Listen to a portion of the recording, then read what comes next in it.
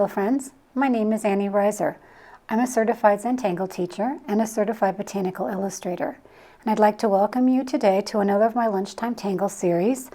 It's on the tangle Copada. Copada is a beautiful tangle by certified Zentangle teacher Margaret Bremmer. She deconstructed the pattern and it's one of my favorites. I use it. It's one of the oldest ones that I learned, the first I learned, and I've been using it ever since. I love this tangle because you can vary it in the negative space of these little dome shapes that we make in the Copada. This is a class that is kind of building on what we learned last week in bales. Remember, we did the bales pattern here, and then we used these shapes that I was telling you about that looked a lot like the tops of the churches in southern Bavaria, called Zwiebelturm or onion dome, onion towers. And this is not a tangle per se, but this is the stroke that we're using to create the pattern Copada. And I'll show you what we mean. So Copada is a really great tangle for frames or tangled ribbons or anything that's kind of coil-like or rope-like in its shape. You saw in my intro here, I used it in my Tangle Teaching Tree mural in one of my branches, well, in several of my branches actually. So it's just really versatile and fun to play with, especially these negative spaces here. This is the actual Copada, and we're going to do something like this today, in that we're going to just do a standard Zentangle tile in white with a border, and we're going to do some bands to practice Copada. So let's just take a second to get collected and breathe and relax and start with the Zentangle tradition of making corner dots. I'm going to draw a border. This is all done in graphite.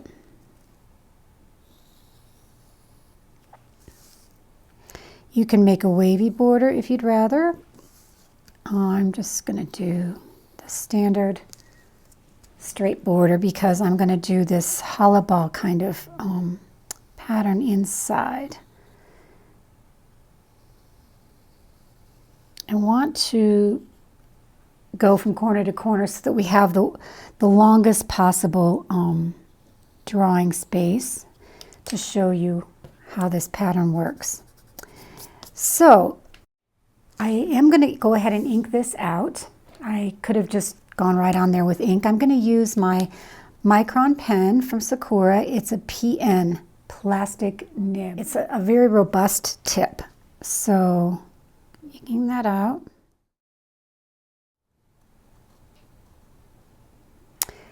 So the hardest thing about Copada is getting the dome shapes regularly even. And I'll show you what I mean.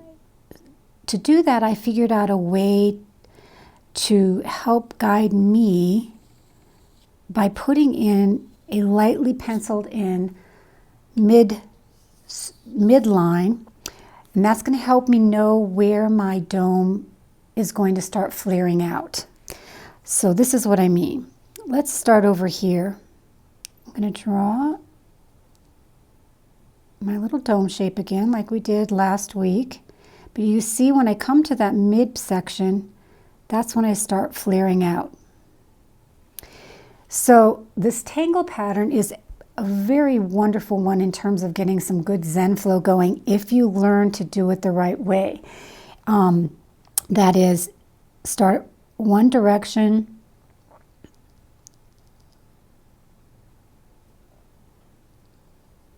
keep your pen there and just keep changing. You go up and down, kind of like a zigzag. Now, this is a little bit hard to get this even. Believe it or not, this one's looking a little wonky. So if you have a hard time with that, you can start your first dome shape and then turn your tile. See, that one got kind of wonky, but that's okay. This is Zentangle. And then you can turn your tile and do your second dome shape if you'd rather. I can show you what I mean. So let's just say we're going to do our dome shape here,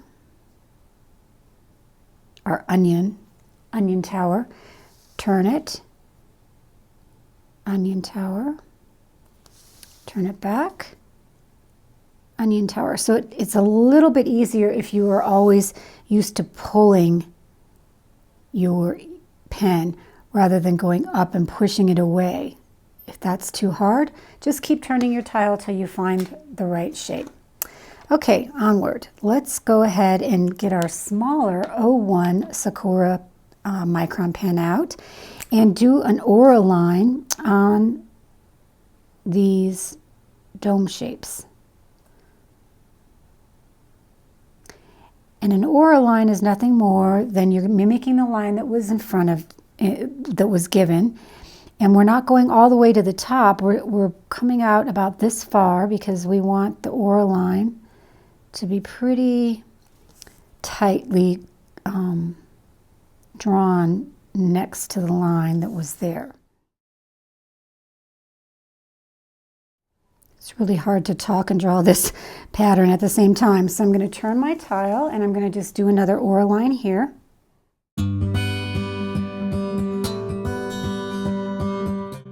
So one thing that I noticed when I was starting out with this pattern that I was doing was making my dome shapes too small to fit a double aura line in there. If your band is very narrow, you might not get to aura either side. And then the negative space wouldn't be quite as even, right?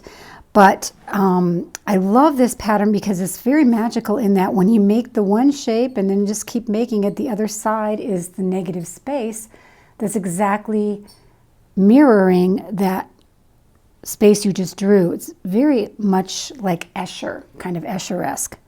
So let's do first the typical Copada, which Margaret Bremmer designed.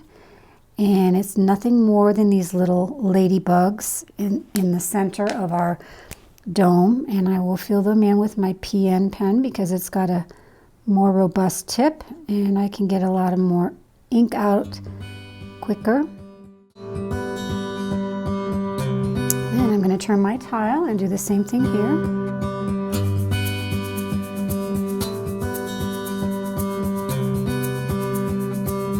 Even that already is a very pretty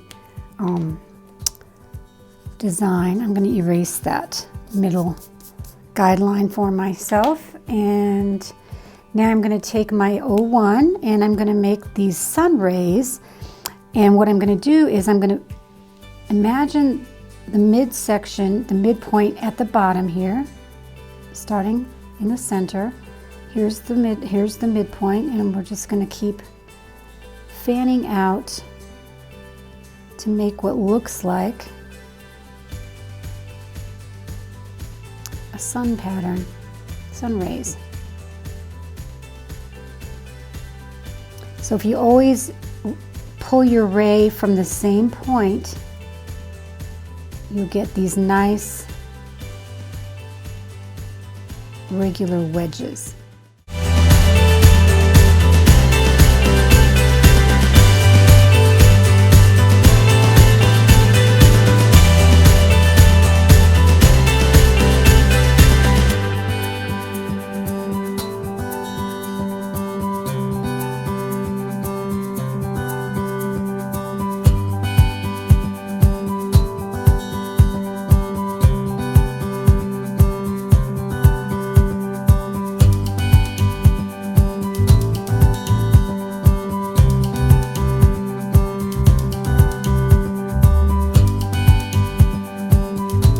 Okay, so now we are left the shading, but if you want, you could also add an aura line on the outside of our band.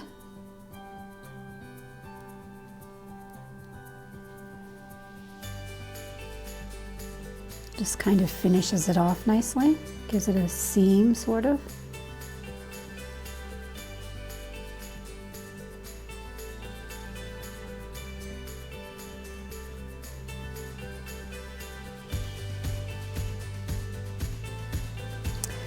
And then when we shade, that's going to kind of pop away from that band, almost like a, as if it were a facet of some kind. So I'm going to put my graphite along that outer, or the inner edge of the orid line on either side.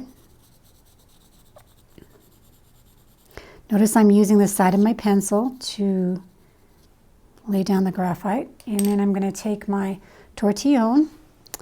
By the way, this was an F today. I often use 3B. F works really well, as you can see.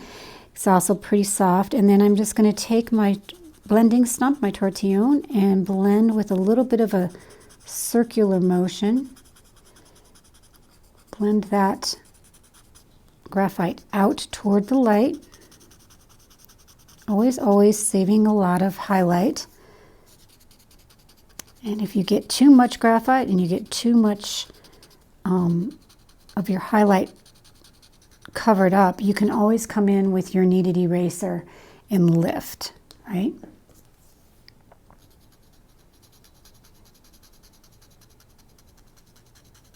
There's all kinds of things we could do on this for shading, but I just want to show you the basic.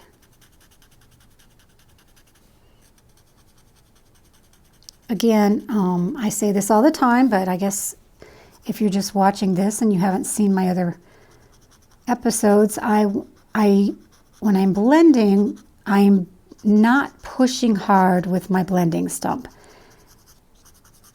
It's a very light pressure, vigorous, quick, but not pressing hard. So look how three-dimensional that already looks. And if you do this on like a tan paper, like the Renaissance tiles or the gray paper, you can use the General's white chalk and make a nice highlight, even a hard highlight in there, which is really pretty. So that's the actual Copada. Now let's do a variation. I'm going to take my PN again, and I'm just going to do another band, and I'm going to put it underneath this first one.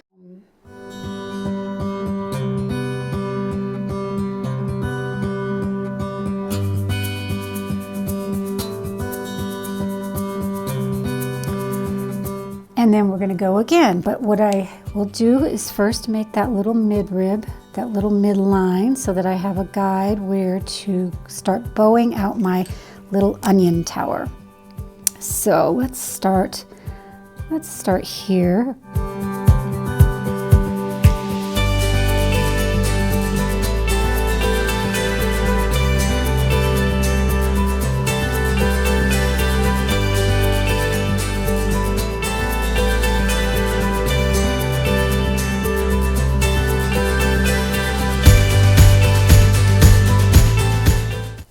The magic.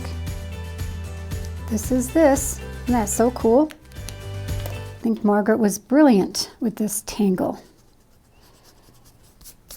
Okay, so we have a whole new slate to begin with. I am going to go ahead and do my aura lines. I think they just add so much.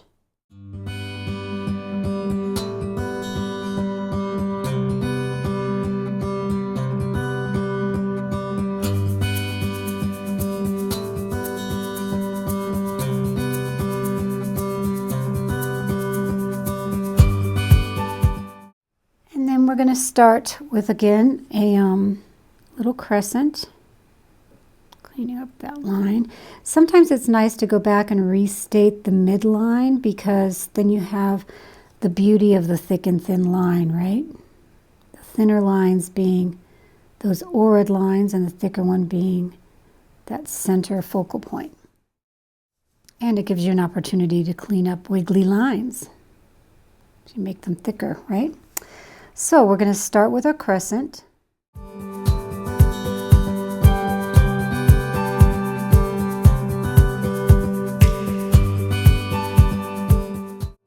This one you just kind of imagine.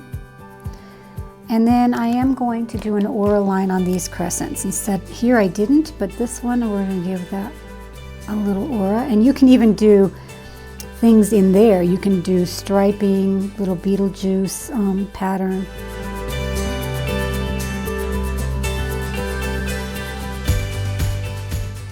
we're going to make our petals. I'm just going to keep my same pen in hand, and I'm going to just make some ray petals. I find that fanning them evenly out is a little bit challenging. So I noticed that if I don't start right at the same place but go over a tiny bit, it makes the line up easier. Let me show you that again. So I'm not going to start from here and do the next one. I'm going to go over a tiny bit,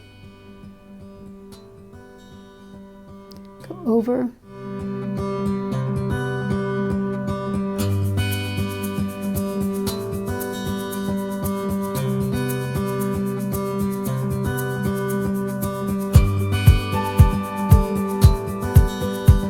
and then I'm going to do the same thing to the other side.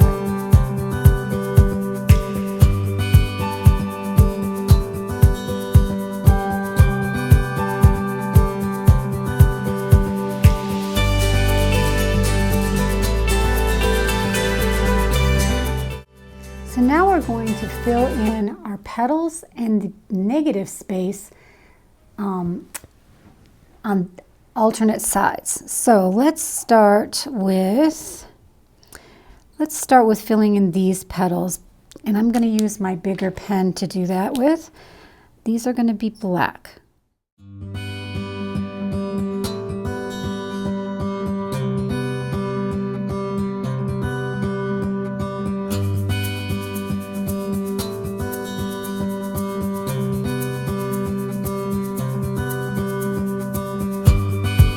So because this is a demo, I am filling in pretty quick and dirty. Please take your time and enjoy the coloring in and saturate those areas so that you don't have little white specks like this.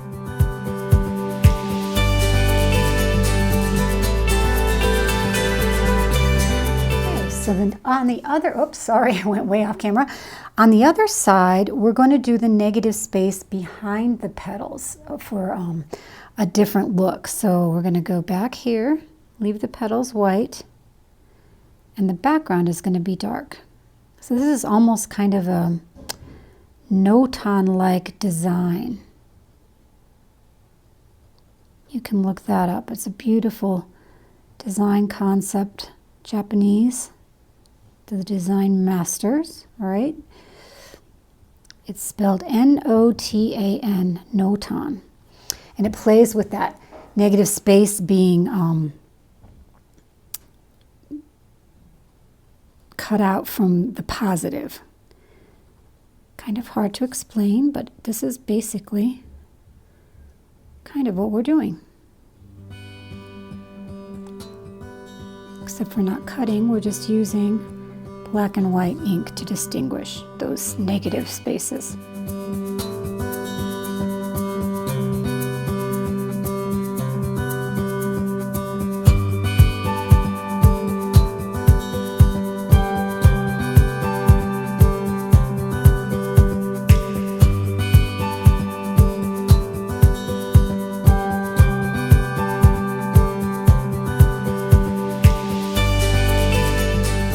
Isn't that pretty? Already you can see kind of what's happening here. We have a dark side and a light side to this coil or this band. So this lends itself really well to doing like a bow tangle as a stem for a tulip or any other botanical. And we're going to really re-emphasize that with our shading. So I'm going to shade on this side. And also on this side, just to make it look like it's more cylindrical, three-dimensional. And then we're going to blend out away from the graphite toward the center, toward the light. Staying away from that aura band, you want the graphite to stay here so that it looks like that band is kind of popping up almost out of a facet or a frame of its own.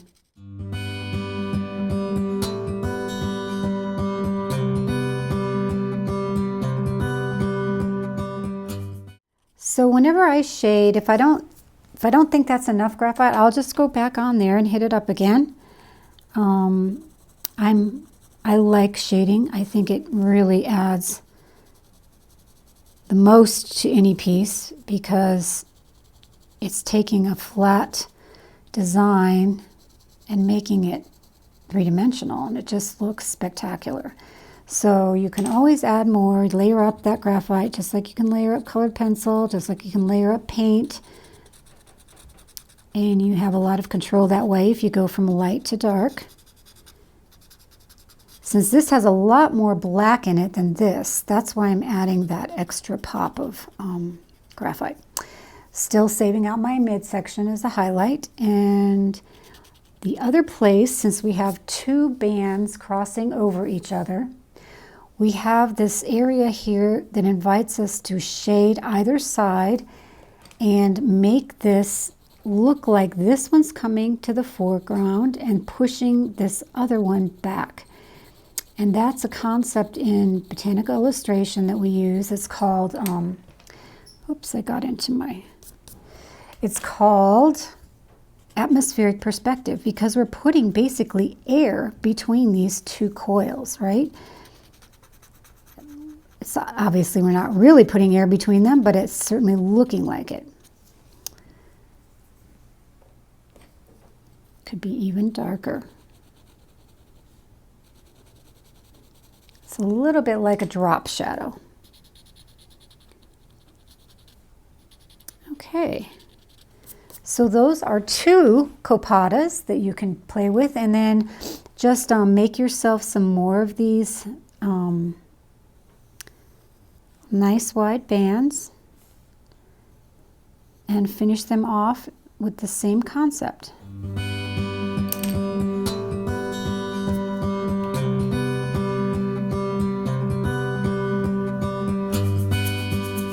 I like to give mine a little bit of an arc just for added interest. Those would go off the page. So there, have a lot of fun filling in, and maybe filling in the back negative space totally black, and or with another tangle, like in this case I used Muka, right? Just to give it a different background to lift these Copada bands up.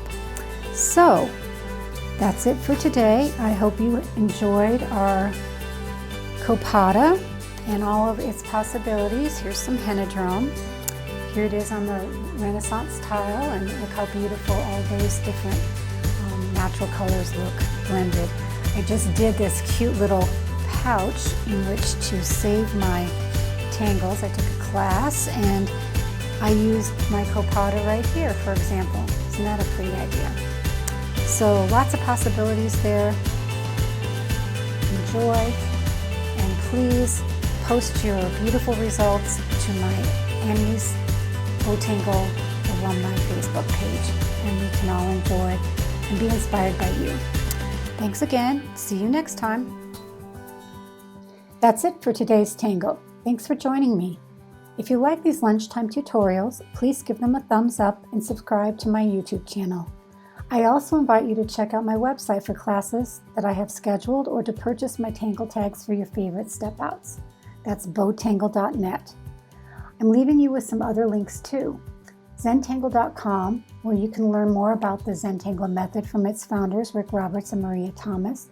You can also visit their store there for a multitude of Zentangle paper tiles, tools, books, and kits.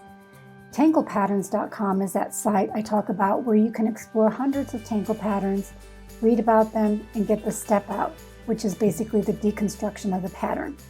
And finally, if you'd like to share your beautiful results with me and my student community, please join Annie's Zentangle alumni Facebook page.